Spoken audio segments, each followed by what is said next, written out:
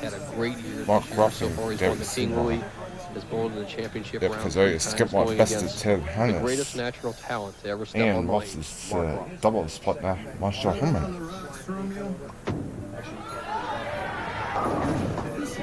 Ooh! Before it bumped to the 9. 16th strike today by Gary Skidmore. 9 in the last match in his victory over Marshall Holman, 268 to 211. Now, 29 tour titles. United States Open champion.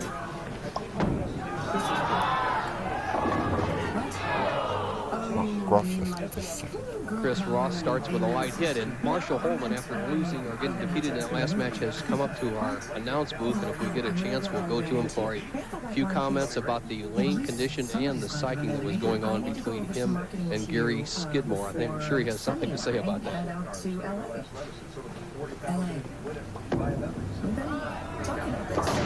And Mark, who's missed a few weeks, is back, and Mark's with despair. The style of Mark Roth. As many steps as he likes, the great natural ability. Watch his arm swing at the top, how he opens that hand up, gets that wrist in perfect position. Look at that thumb at the 3 o'clock position. Then he rotates the wrist down and under. Good deep knee bend. Tremendous wrist action straight to the ball. Look at no turn at all, just all lift. This is somewhat of a rematch between Skidmore and Roth, because Mark finished second in the King Louis Open, losing from the top-seeded position to Skidmore, 242 to 188. One thing's for sure when you bowl Mark Roth, you do not get the hex on Roth. You don't beat him year after year, time after time. Skidmore defeated him at the King Louis. He could get him down 10 right there with a double. Oof. Skidmore Gary Skidmore, 212 in the first game. There's his Julie Hannes, who is the Ted Hannes' wife, is watching Skidmore. Of course, all those people were so friendly together, and many of them traveled together in a mobile home unit. I saw 5 of the players all come over here together. Quite a bit of camaraderie. Everybody's rooting for everybody else. Sherry Skidmore is here watching.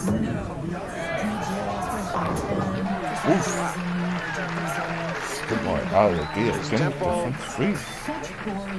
seemingly perfect. Attitude is good. He has a 3-bagger. He had a 4-bagger in the last game at the start. I think that you should enjoy yourself and then tell me all about it, because this could really be huge.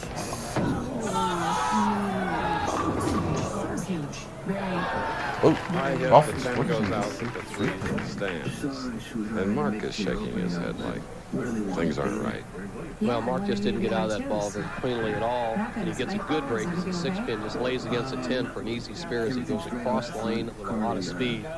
Probably one of the best spare shooters ever to come in the game, Roth. Here's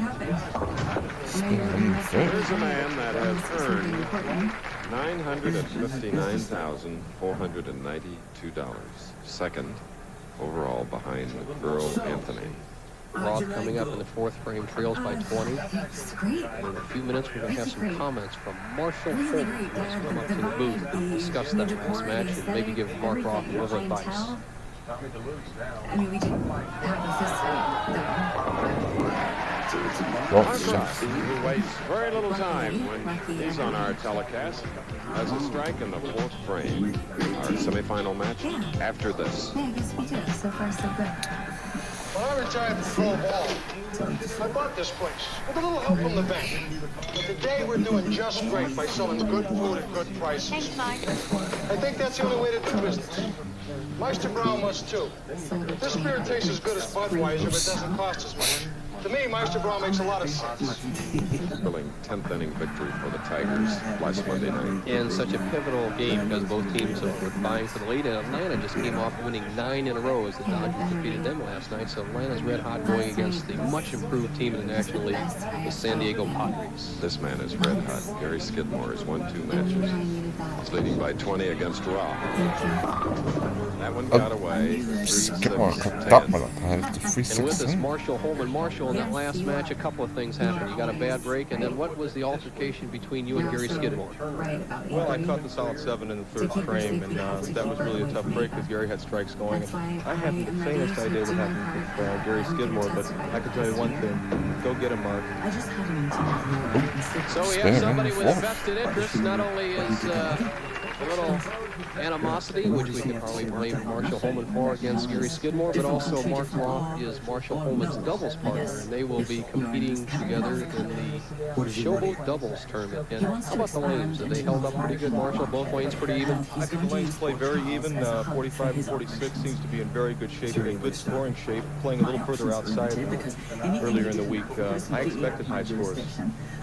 Marshall Holman, the voice of him. Nobody gets the best of Marshall very long in the bowling lane, so we'll look for more Holman-Skidmore matches. Thank you, Marshall. And Marshall with a check for 5,000 today. Ted Hanna's 4,000 as they were both defeated by Skidmore. Smiles and sits down as he bowls against Mark Roth. Mark with a strike rate of getting cut the lead to 7. He's shooting in the 5th frame. Semifinal match.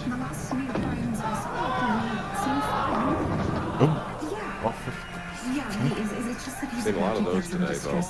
Only for the opponents of Gary Skidmore. Skidmore has had one off hit that didn't go. He left a soft 10 in the 5th frame last game against Marshall Holman. Here, Roth can apply a little pressure to Skidmore and cut the lead of 17 down to 7, leads the solid 10. Watch the spear shot across lane. No hook. Good speed. Mark Roth trying to get into the finals against Joe Salvemini, but he has to beat Skidmore first. Earlier we asked why he hasn't bowled much lately. Well, I felt I was bowling pretty well, but not as good as I should have been. And even though I was leading money when I wanted to go home and work on a couple of things with Bob Simonelli, and I worked on my swing, trying to relax, trying not to force the ball. And by doing that, I'm throwing the ball a lot better now than I have since the beginning of the year. And that's the kind of shots that his folks back in New York, Simonelli likes to see. That nice clean release. The great talent of Mark Roth. Watch the pin action. The ball hits the 1-3, drives into the 5, saws it over into the 7. Just a classic swisher. As Holman comes up on the right-hand lane once again, taking a 27-pin lead. Well, she made it home, back to her family, safe and sound. So, Well, Gary Skidmore doubled. Skidmore doubled in the He likes what she saw, dimples and all. Skidmore red hot. I just tagged along because I wanted to apologize for... Our tournament leader, Joe Salvemini, is a left-hander, one of 19 that started in this field. He will meet the winner of the game you're watching now, live from Riverside, California. It's not so much a Uh-oh. Skidmore left the bucket. That is the shot that really could have put Roth on the ropes. The bucket, the 2-4-5-8, and change of match around so quickly. You lose as the ball slides by. Skidmore a little extra speed, but change of match around so quickly, Chris. The loss of pin count, 4 pins, and then a very difficult spare. You have to make sure you carry out the 2 and 8 and don't chop the 5. A lot of speed. Mark fair in the 7th frame. More of the semifinal match, but first this message. I took rollerblades for 10 years. Now I get better. We're in California, and so is one half of ABC's Wide World of Sports, the United States Outdoor Track and Field Championships, live from San Jose up north.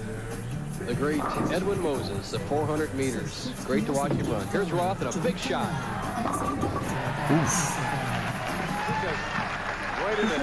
Roth gets the first strike on the right line. Had that good, solid feeling about it, and with that double, has cut the lead to 13-10. Now he can cut it to 3. Joe Salvemini, a left-hander who has never lost a tournament when he's been the tournament leader. He'll be going for 3 titles. 3 times he's been the leader. Roth to cut the lead to 3 right here. fast, powerful cough relief with Roth. Oh, Roth and cream. Some people think it's impossible for a snack to be delicious So, and full of protein. Accuracy and power. Looking not quite solid in the pocket, but watch the 6-pin bounce out the 10. That epitomizes that lift of Mark Roth. For the first time all day long, somebody has put some pressure on Skidmore. Let's see how he reacts. 8-frame spare workout for Skidmore. Season to season, Ultimaris is continuous symptom. Just like he reacted in the first two matches, as Skidmore's opponent Mark Roth just sort of sits there nonchalant, tense but relaxed. Scoreboard tells the story. Roth at 220 pace, Skidmore 223 pace. The match is up for grabs. 9th frame, both players have a strike working. Meningococcal vaccines at least 2 weeks before you start. If treatment is urgent and you're not vaccinated, you should receive antibiotics with your vaccines. Don't start if you have a meningococcal infection. Infusion reactions may include back battle, He is Double doubled in today, that. machine-like. shaking, chills, He is back doubled, pain, breathing and now troubles, face, Roth, tongue, or the throat three-bagger, will be swelling. shooting in the 9th frame. Continuous symptom What a control. good match. The psychology of match play. Two of the best players in the game of bowling out there. Roth trails by 13. Needs to get that just right feel. Roth, watch him tuck that pinky, that little finger underneath the ball to tighten that grip, especially in key situations. Watch as he puts his hand in the ball. Digs those fingers, fingertip grip, and tucks that pinky. There you go. He's going to put everything he's got on this shot. Big hit.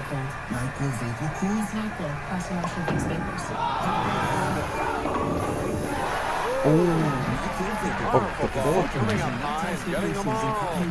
And now only 3 pins separate Roth and Skidmore. Two styles of speed and power.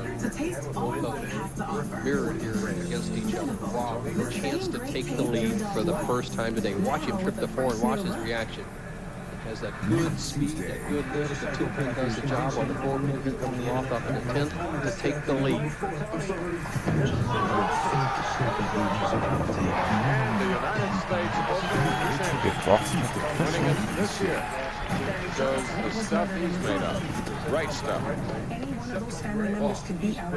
The tougher the situation, the better Mark Roth bowls. That is what has made him the greatest right-handed player to ever hit the tour. And I believe in a few years he'll catch Earl Anthony as the all-time leader. Here he can take a 17-pin lead. Possible 250 game. And he would use his position and guard step in the line. Oh, I have a potential Leading behind to the 4-7. Put some extra mustard on that one. It just cuts a pinch high. This is the hit he carried in the 9th frame as the ball went high. The ball speed held in there. The 2 tripped out to 4-7 in that frame. Roth to spare here will have 238 and has put the pressure on Skidmore. oof. Roth finished up at 238. Which meant that Skidmore needed a strike on the first ball in the 10th. Wife Jackie at home and daughter Stephanie are proud of the daddy, but all lies in the hands of Gary Skidmore. Skidmore needs a strike to take the lead and a good count after that to win the match.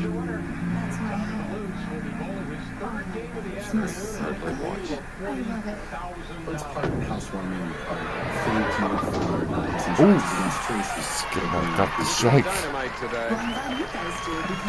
Striving for his 3rd victory of the afternoon. He just saws that 5 out. It's the same shot that Roth put on him in the 10th. But now count is so important. Look at this reaction. He knows he's rooting for it. Remember last week, Chris, when Mark Fay apparently had the tournament won, he got a short count. Let's see if Gary Skidmore, who needs a 6 count and spare to win, learned anything. It's possible I've heard your choice words being Ooh, Not over, Chris. got 7. Being ostracized by his family. The 2, 4, 5 on the right lane for Gary Skidmore. Skidmore needs 2 of these pins to win the match. If he misses them all, which would be very doubtful, he would lose. He needs 9 out, in other words, to win. That's a winner. Guys, oof. Very close match. 240, 238. But awesome, too. Like it.